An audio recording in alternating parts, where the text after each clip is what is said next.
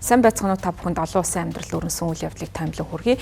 Америкийн нэгдсэн улс хятад ногдсон татварын талаар тодруулга хийсэн байна. За ингээд энэ тодруулгын үр дүнд бол хятад улсад ногдсон татвар нь нийтдээ 145% татвар болж байгаа гэсэн мэдээллийг цагаан ордноос хийсэн байна. За ийхүү татвар нэмэгдэх болсон шалтгаан нь бол өмнө нь хятад улсад бол 20% татвар ногдуулсан байсан. За энэхүү татварыг ногдуулахдаа фентанил нэртэй мансуурлах бодисны хууль бус урсгалыг Америкийн нэгдсэн улсыг нэвтрүүлэхэд хятад улс хамтран ажиллахгүй байна гэсэн энэ одоо бодлоготой холбогдуулан Америкийн нэгдсэн улс 20% татварыг ногдуулж байсан. За ингээд улмаар хятадтай худалдааны болон тарифын дан өрнүүлж байгаатай холбогдуулан нийтдээ 125% татвар нэмэгдүүлсэн. За ингэснээр нийт татварын хэмжээ эцсийн дүнгээрээ 145% болсон гэсэн ийм мэдээллийг цагаан ордноос хийсэн байна. За ерөнхийлөгч Трампын энэ одоо мэдээлэлтэй холбоотойгоор Пүрэв гарагт бүгд найрам хятад ард улс мэдээлэл хийсэн. За хоёр дэлхийн томоохон эдийн засгийн гүрний хооронд бол энэхүү одоо худалдааны дан эрчимжиж байгаа үед бол бид нар энэ замыг даван туулахыг хэрэгтэй гэдгийг бол уриалсан. Гэхдээ бол зөвшөлтөд хүрч чадахгүй байх юм бол бүгд найрам хятад ард улс эцсээ хүртэл тэмцэнэ гэдгийг амлаж мэдгдсэн байна. За мөн худалдааны яамны хэвлэлийн төлөөлөгч Хэ Юнчан ээлжид хэвлэлийн баг хурлын үеэр яриа хилэлцээрийн одоо хаалга үүд нээлттэй. Гэхдээ яриа хилэлцээ харилцан хүндэтгсэн эрхтгийгч байдлаар явагдах ёстой гэдгийг мэдгдсэн. За альва дарамт шахалт занал хийлэл сүрдүүлгийг ашиглах нь хятадтай харилцах зөв арга зам биш гэдгийг бол анхааруулсан байна. За энэ хооронд бол Америкийн нэгдсэн улсын ерөнхийлөгч Дональд Трамп хятадаас бусад улсад ногдуулах татварын хэрэгжилтийг 90 хоногийн хугацаанд зогсоох шийдвэр гаргасан.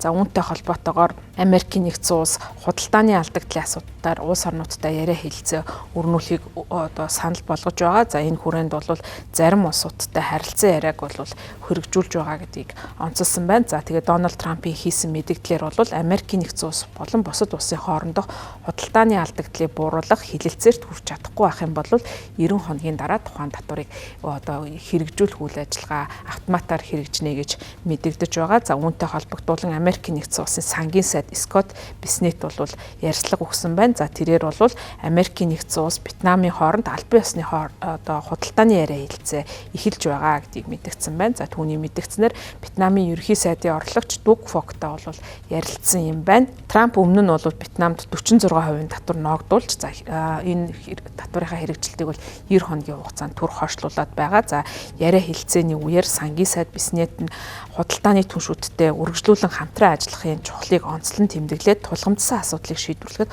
хурдан бодиттой ахиц дэвшил гаргах шаардлагатай гэдгийг сангийн яамны мэдээлэлд дурдсан байна. За Вьетнам улсын хувьд бол Америкийн нэгдсэн улсад экспортын бараа бүтээгдэхүүнээ гаргадаг томоохон худалдааныхын түнш нь байгаа. За гол төлөв нэхмэл одоо бүтээгдэхүүн за мөн гутал зэрэг одоо экспортын зарим бүтээгдэхүүнийг гаргадаг. За мөн Вьетнам улс нь болохоор дэлхийн хамгийн том эдийн засгийн орнуудад Samsung утсыг нийлүүлдэг улс юм байна. За үүнтэй худалдааны тарифыг ногдуулсантай холбоотой Вьетнамын худалдаа нэлээд хүндрэлтэй байдалд орсон. За энэ яагаад Вьетнамыг бас ийхүү онцлон татвар ногдох болсон ялангуяа ийм өндөр татварыг ногдуулах болсон шалтгаан нь бол хятад улс өмнө нь Трампын засаг захиргааны 1-р одоо хугацаанд бол тарифыг хятад улсад ногдуулсан. За энэ үеэр бол хятад улс зүүн өмнөд Азийн зах зээлийг одоо ашиглах замаар Америкийн татвараас зайлсхийсэх бодлогыг хэрэгжүүлсэн. За тийм учраас бол хятадын үйлдвэрлэл байж болох орнуудад бол бас өндөр хувийн татварыг ногдуулж байгаа. За тэдгээрийн тоонд Вьетнам, Камбож, Тайланд зэрэг улсууд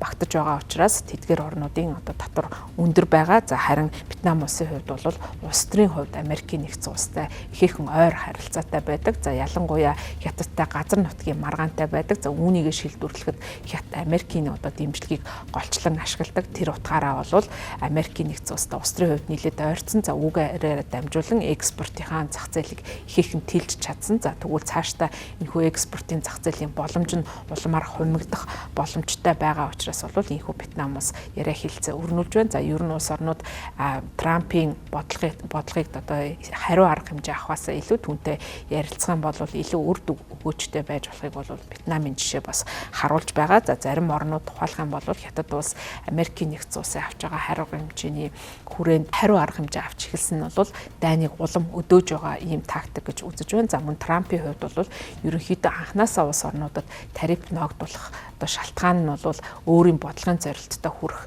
ийм зорилтыг хүрээнд бол ногдуулсан. За тэрнээс яг тухайн улсуудад бол татвар ногдуулах үндсэн тийм санаархал байгаагүй гэж үзэж байгаа. За дээр нь бол Трампыг татвар ногдуулж импортын татвараар далайлах энэ бодлогын улмаас бол дэлхийн эдийн засгт уналт болж эхэлнэ гэж улс орнууд үзэж байгаа. За үүнээс болоод бол Америкийн хөрөнгийн зах зээл бол пүрэв гарагт дахин уналт үүссэн байна. За 5 гарагт Америкийн нэгдсэн улсын 500 тэргуулах компаниудын хувьцааг арилждаг S&P 500-ийн индекс 9.5%-аар өссөн. За ингээд пүрэв гарагт бол дахин буурч 3.5%-аар буурсан байна.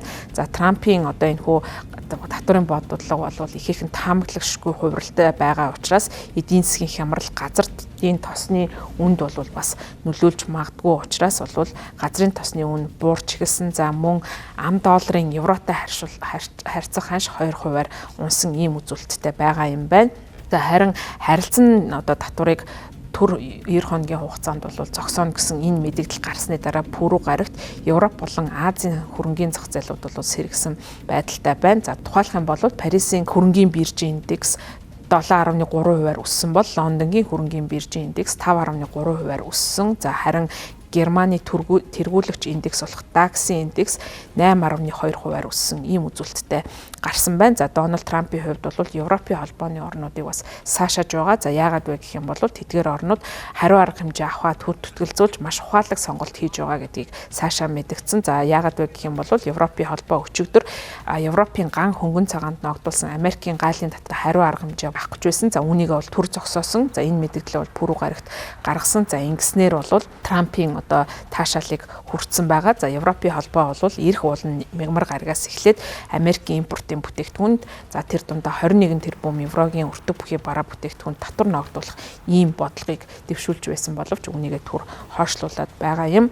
За энэ одоо татварын бодлоготой холбоотойгоор бол Америкийн нэгдсэн улсын автомашины үйлдвэрлэгчдэд ихээхэн хүн дээр тусч байгаа юм байна. За тухайлах юм бол 4-р сарын 3-ны өдөр бол бүх автомашинд 25% татвар ногдуулах шийдвэрийг гаргасан. За үүнтэй холбоотойгоор Америкийн автомашин үйлдвэрлэгчдийн зардал бол ойролцоогоор 108 тэрбум ам доллараар нэмэгдэх ийм асуудал үүссэн гэдгийг Америкийн автомашины судалгааны төв гэсэн байгууллагаас шинэ судалгаа гаргасан. За үүндээ бол онцолж байна. Ялангуяа энэ судалгаанд бол Детройт дахь автомашин үйлдвэрлэгч 3 том үйлдвэрлэгчийг онцолсон байна. За үүнд дотроо Ford Motor, General Motors, Jeep болон Ram автомашиныг үйлдвэрлэгч Stellantis зэрэг гэсэн энэ 3 үйлдвэрлэгчийг онцлоход тэдгээрийн зардал бол 43 тэрбум ам доллараар нэмэгдэх ийм төлөвтэй байгаа гэж үзэж байна. За дээрээс нь эдгээр 3 үйлдвэрлэгчдийн хувьд бол зарим үйлдвэрлэлийнхаа сүлжээг хаахаас өөр аргагүй болж байна. За тухайлах юм бол General Motors-ийн хувьд Индиана муж дахь автомашиныхаа үйлдвэрлэлийг